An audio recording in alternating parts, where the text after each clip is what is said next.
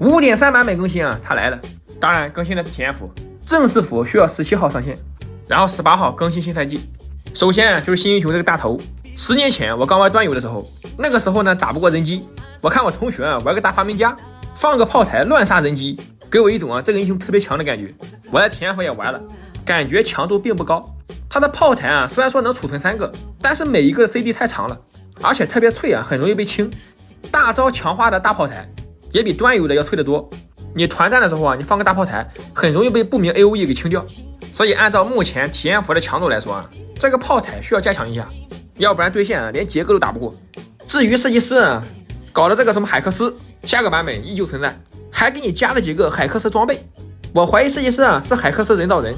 这么喜欢海克斯。首先第一件就这个海克斯窃魂法典，3000块钱，主要是这个被动，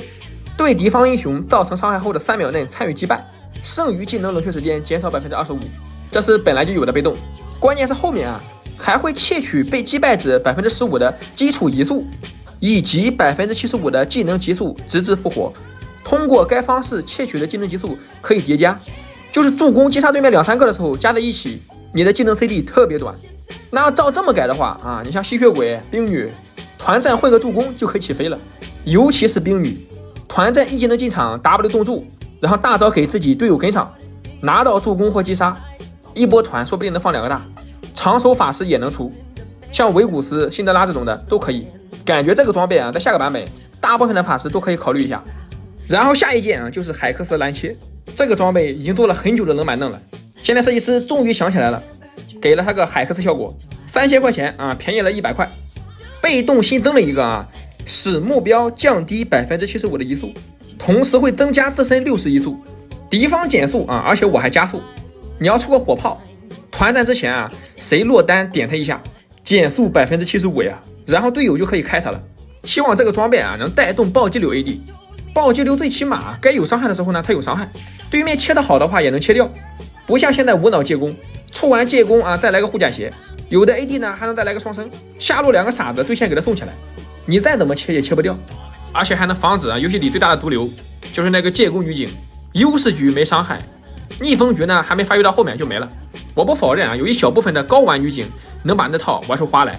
但是你把它放到默认推荐里，导致几乎 90% 的女警玩家都去出，效果什么样我就不说了。反正借攻女警包括以前的纳什女警，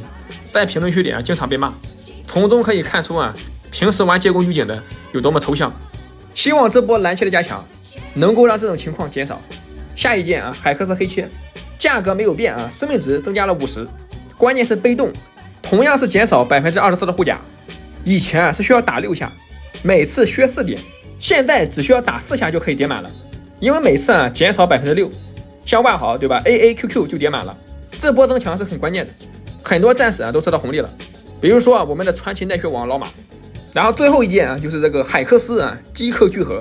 终于加强了。这个装备从开服到现在好像没有强过，这次价格不变，加了50点生命值以及5点技能急速。